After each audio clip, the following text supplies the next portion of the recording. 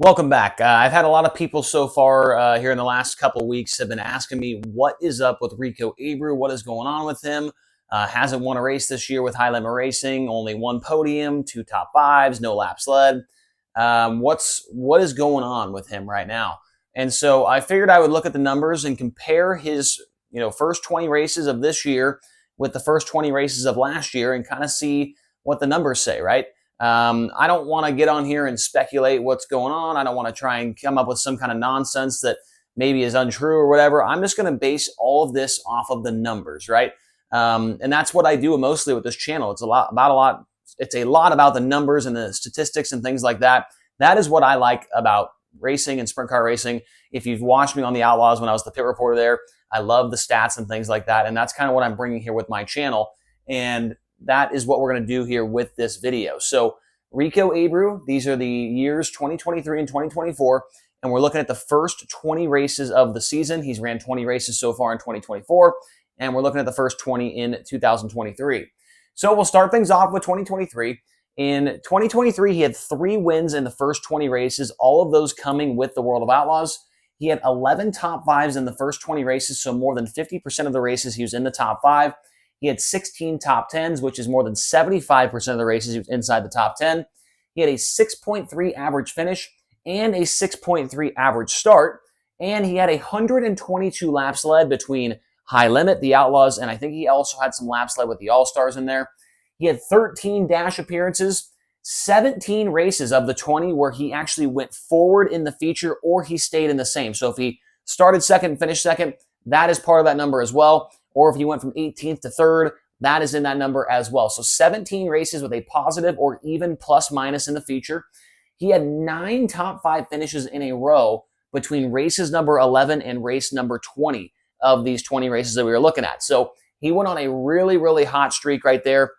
He actually won the first race of the season he ran against the Outlaws last year at Lincoln Speedway. So Rico was really, really good in 2023. And now if we look at 2024, I feel like the numbers really aren't that crazy when you look at them, right? So let's get into it. So he only has 1 win this year with the Outlaws. It probably should have been 2. He lost that race at Volusia on the very last corner to Tyler Courtney. So both of his 1 win and his other win came against the Outlaws. One at Volusia, the other one was at 81 Speedway. He dominated that race. He has 6 top 5 finishes. So I guess that's really where the biggest difference on this board right here is between the top 5s, right? He went from 11 in 2023 in the first 20 races to just 6 in 2024. He has 15 top 10s, so just 1 off of what he had last year at this time.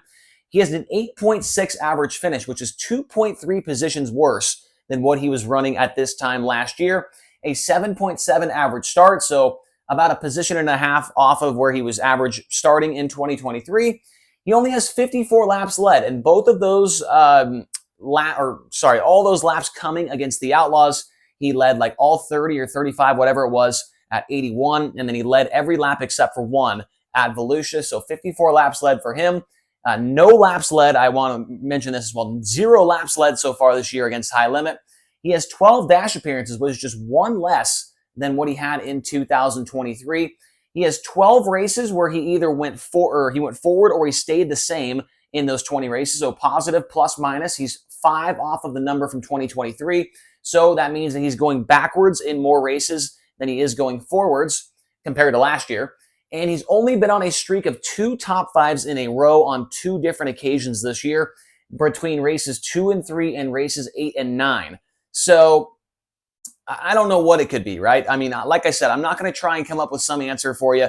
The only thing that I could really think of is that maybe Rico is never used to point racing, right? And I think after that big wreck he had at East Bay, he realized, hey guys, we got to hunker down here. I cannot be making mistakes like that. We're racing for points. We're racing for a championship. We're racing for a charter, right? We've got to try and calm down. Maybe he's not taking as many risks as we normally would see him do, going for crazy, moves around the outside and doing things like that. That is the only explanation I have besides just looking at the numbers, right? So I don't know. You guys can make up your own, ideas of what is going on here. It's the same exact team as he had last year: Brady Forbrooks, Zach Middlebrooks, and of course Rick Warner on the wrenches. So nothing has changed with this team. As far as I know, they're running the same cars and the same engines. I just think that Rico's in a different mindset right now when he's racing for a championship, considering he's actually never ran for a championship before. So besides in a USAC midget, right? So going into this weekend at 34 Raceway and at Tri-City Speedway in Illinois, he is currently 5th in the overall high-level racing point standings. He is just, he's not just, but he's actually a monumental 171 points behind Brad Sweet for this championship.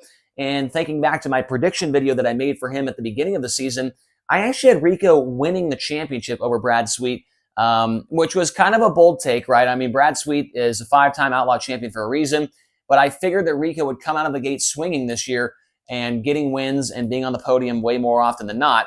But so far, that hasn't been the case, and he's struggled. He's had a couple DNFs here and there. So he's 171 points behind Brad Sweet. I'm trying to think. I believe Spencer Bastian is 6th in points, and Rico's only about 7 or 8 points ahead of him for that battle for the 5th and final charter spot. So we'll see if it gets going here for Rico. He does have some good tracks coming up here. He's been good at Tri-City in the past. He's been good at Kokomo as well. So we'll see what happens, man.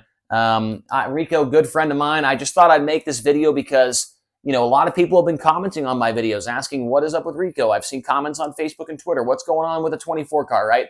So I figured I'd put a video together, put the numbers on the board, and see what they look like, right? So hopefully you guys enjoyed this one. Make sure to hit the subscribe button for more content like this. Like the video, comment down below. What do you think's going on with Rico and that team? Do you think there's anything wrong?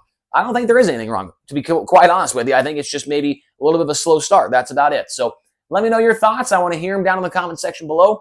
And we'll see you in the next one. It'll be a video tomorrow for the race preview for 34 Raceway in West Burlington, Iowa.